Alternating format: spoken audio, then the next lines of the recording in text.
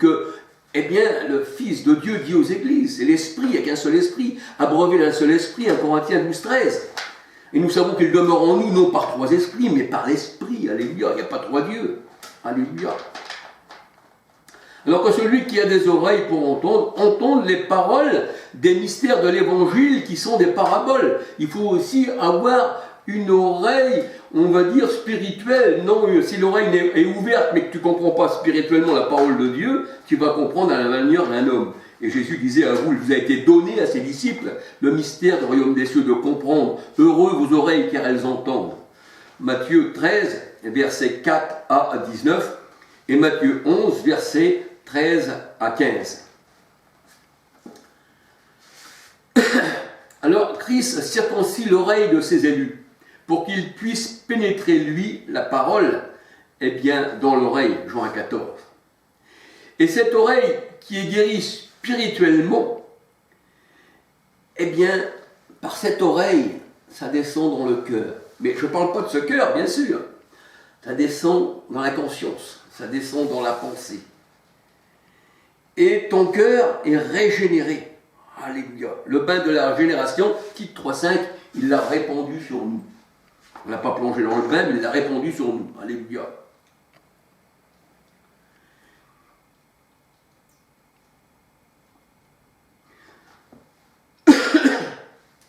Alors, on peut dire que quand Christ rentre par l'oreille, la parole rentre par l'oreille, elle rentre dans ton cœur, et elle rentre dans ta pensée. Psaume 119, 11, Romains 10, versets 8, 9, Romains 10, versets 8, 9, 10 à 13, Éphésiens 3, verset 17. C'est pour ça qu'il est dit qu'on doit aimer l'Éternel de toute notre pensée, parce que c'est bien de la pensée, de tout notre cœur, de notre conscience, de savoir qu'il n'y a qu'un seul Dieu, de savoir que si on n'est pas au Seigneur, qu'on est dans une religion, eh bien on va à la mort, parce qu'on a pris la grande porte de la perdition, mais on n'a pas pris la petite porte qui est Christ, et qui est le chemin des brebis, parce que je suis la porte des brebis, dit le Seigneur, la petite porte resserrée, il y en a peu qui la trouvent, mais tout se passe par la grande porte des religions. Des francs-maçons, des jésuites, de tout ce que vous voulez, je suis obligé de le dire, toutes ces religions-là, eh bien n'appartiennent pas au Seigneur.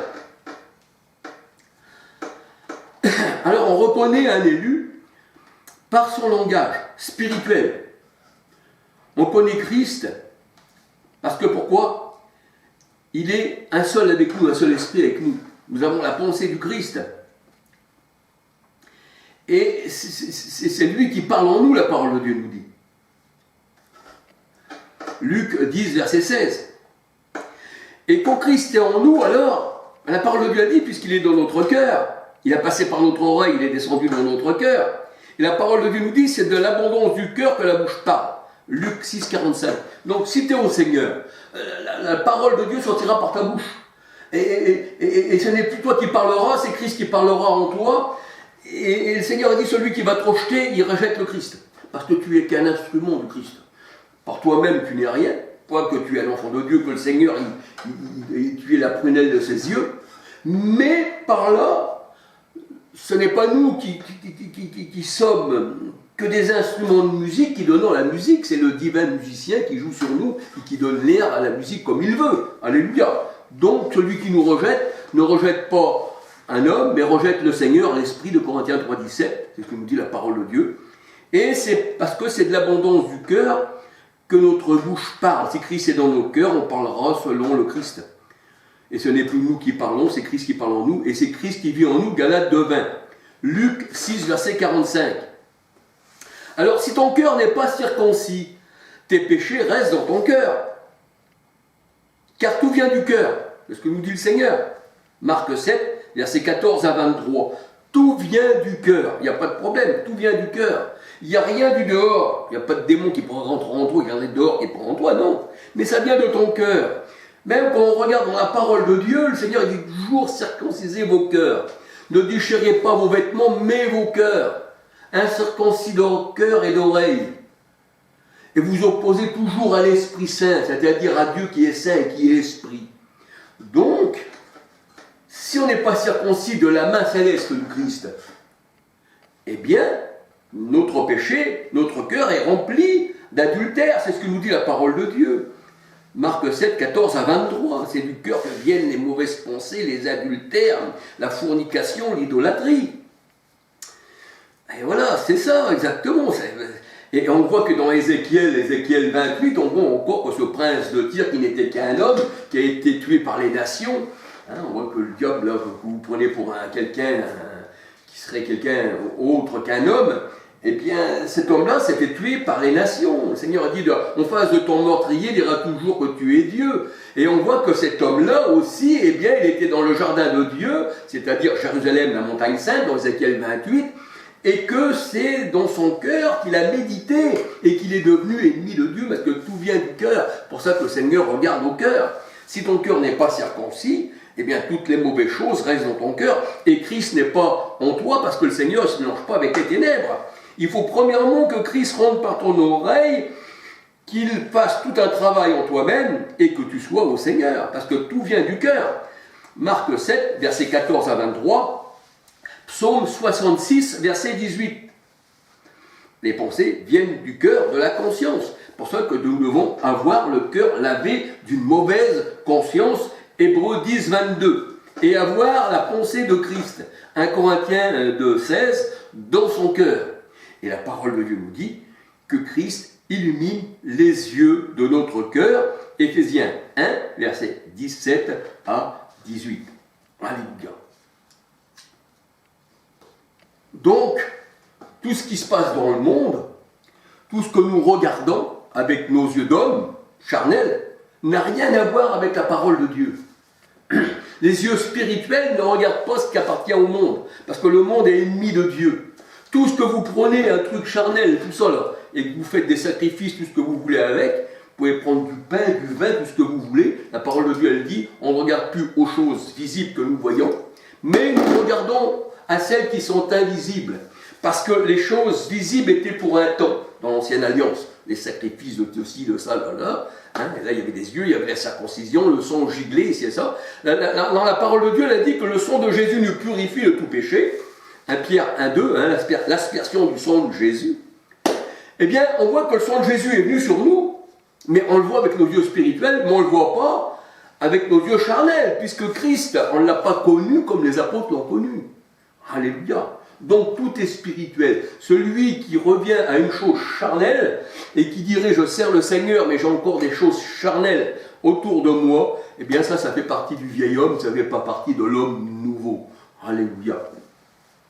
Alors j'ai voulu encore vous parler aujourd'hui de... Bon, je parle aussi souvent, mais c'est toujours dans un sens où il y a encore autre chose. C'est vrai que ça paraît toujours la même chose de ce que je dis, mais je change aussi la nature des choses, tout en parlant de la même chose. Parce que la parole de Dieu ne change pas, et c'est sa parole. Et c'est simplement pour venir vous mettre ceci sur une table. Heureux les invités au repas du Seigneur. Alléluia. L'homme ne vivra pas de pain seulement, mais de toute parole. Heureux les invités. Heureux ceux qui se nourrissent de cette parole, mais non de pain charnel. Alléluia. Le pain charnel, c'est pour le corps, c'est pour la chair, et les religions c'est un pain charnel. D'ailleurs, on voit même que dans des réunions, je cite encore Veille Lumière, parce qu'elles aiment bien vraiment faire ceci, on voit que, eh bien, quand ils font des réunions, des trucs comme ça, on voit qu'ils mettent beaucoup de viande sur les tables, beaucoup de gibier, des cochons rôtis, des gâteaux, c'est sûr. Il y a aussi le repas, je ne suis pas contre, mais c'est un peu pour eux un symbole eh bien, de leur nourriture, et bien qu'ils se nourrissent, parce que ce n'est pas la parole de Dieu d'être dans une religion protestante, catholique, adventiste, témoin de Jéhovah, et les religions maçonnes, parce que c'est aussi une religion occulte, c'est les ténèbres, c'est elles qui gouvernent tout, et bien ces gens-là, eh bien, ils sont carrément en contact avec la mort. Ils ne sont pas en contact avec la vie. Christ l'a dit, le chemin qui mène la petite porte où il y a beaucoup d'appelés, mais peu d'élus, petit troupeau. Luc 11, 32, votre Père Céleste a trouvé bon de vous donner le royaume. Petit troupeau, beaucoup d'appelés, peu d'élus. Et forcez-vous par entrer par cette petite porte. Pourquoi ? Parce que le Seigneur aime bien tout ce qui est petit. Alléluia, comme la petite tribu de Juda. Jésus, il est venu de Juda, la plus petite des tribus. Et il dit le monde entier est sous la puissance du mauvais, ça veut dire que le monde entier c'est les religions, c'est le monde, c'est tout ce que vous voulez. mais le peuple de Dieu, il ne fait pas partie de ce monde et c'est un tout petit troupeau. Et les gens, ils disent, ah oui, mais toi, tu es tout seul des fois, ou il n'y a pas beaucoup avec toi. Ben, c'est ce que dit le Seigneur. Quand 2 ou 3 sont assemblés en mon nom, je suis là au milieu de vous. Alléluia. Donc ça veut dire que le Seigneur ne regarde pas ces grandes religions, ils sont en foule dans la maison de la grande prostituée. Jérémie 5,7, il ne regarde pas ça du tout, le Seigneur. Le Seigneur, il regarde la qualité de l'homme, de la femme. Alléluia. C'est l'or, d'ailleurs, quand on regarde l'or, il n'y en a pas partout. Hein, l'or, les pierres précieuses, il n'y en a pas partout. Et quand le Seigneur a dit pierres précieuses sont pour cela se vanter d'être une pierre précieuse, c'est Dieu qui fait les choses, c'est pas nous. Eh bien, ça veut dire que on ne trouve pas partout des pierres précieuses, mais des pierres normales, des choses normales, de la ferraille, tout ça qu'on trouve. Tu peux trouver du cuivre, mais est-ce que tu vas trouver déjà de l'argent ou de l'or? Et la parole de Dieu nous dit que Dieu rendra l'homme comme de l'or fin sur la terre. Alléluia, l'or fin raffiné, et raffiné qui a été raffiné par l'Éternel, parce que l'homme c'est aussi de l'or, c'est de l'argent, hein, c'est ce que nous dit le Seigneur. Hein.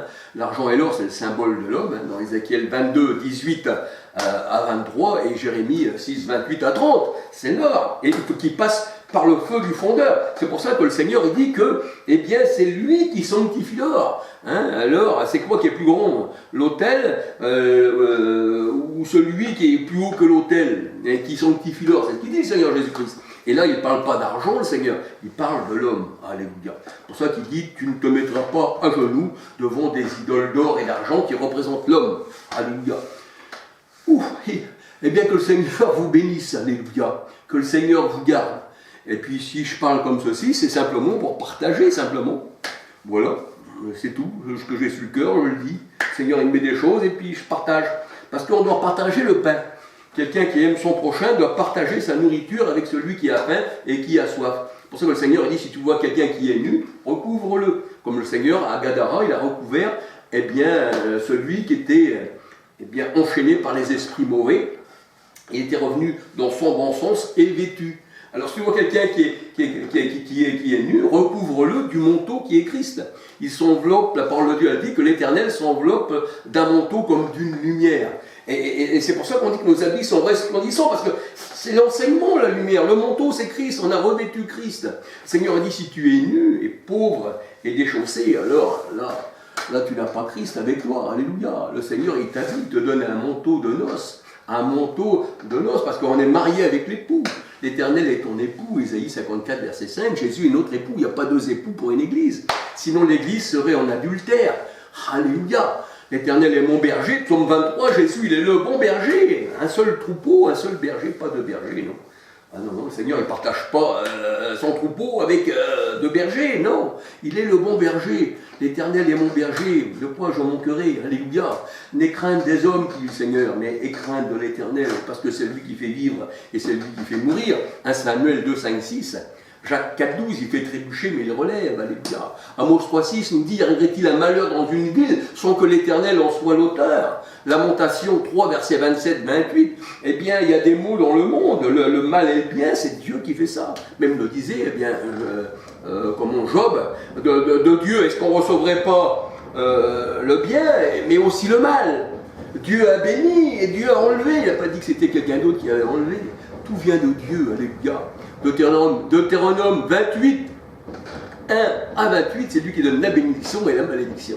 C'est lui qui a mis les plaies d'Égypte. Et dans Apocalypse 16, quand on lit Apocalypse 16, la parole de Dieu elle dit, elle ne donnait pas gloire au Dieu du ciel qui a pouvoir sur ses fléaux, c'est lui qui donne. Le Seigneur dit, je te donnerai la lèpre, je te donnerai la gale, je ferai comme toi en Égypte, je te donnerai des hémorroïdes. Je suis celui qui guérit, mais je suis celui aussi qui te rend malade.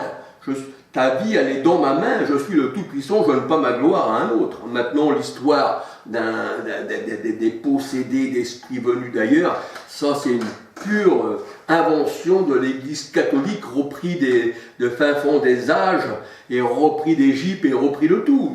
Mais quand on lit la parole de Dieu, on voit que c'est le Seigneur qui donne la vie, mais le Seigneur dit que l'évangile est une odeur de vie pour ceux qui sont destinés à la vie, mais aussi une odeur de mort pour ceux qui sont destinés à la mort. Alléluia. Mais c'est Dieu qui fait tout, alléluia. Et si Dieu est pour nous, qui sera donc contre nous, puisque c'est lui qui fait tous ces fléaux. Alléluia. Donc, gloire au Seigneur. Et soyez bénis du Seigneur. Alléluia. Gloire au Seigneur. Que le Seigneur, viennent dans votre oreille, mais ayez des oreilles pour entendre. Mais je sais bien que cette vidéo, eh bien, il y en a beaucoup qui vont se détourner, que l'oreille ne sera pas circoncis, puis il y en a d'autres aussi que le Seigneur aura choisi, parce que c'est lui qui voit. D'autres diront, oui, ben, c'est la vérité, puisqu'on retrouve dans la parole. Alléluia. Mais que le Seigneur vous garde et que le Seigneur vous bénisse. Puis si Dieu veut, ben, je ferai encore une autre vidéo. Alléluia. Soyez bénis. Fabrice, je t'appelle tout à l'heure. Ken aussi. Et les autres, je les appellerai plus tard. Alléluia. Gloire au Seigneur.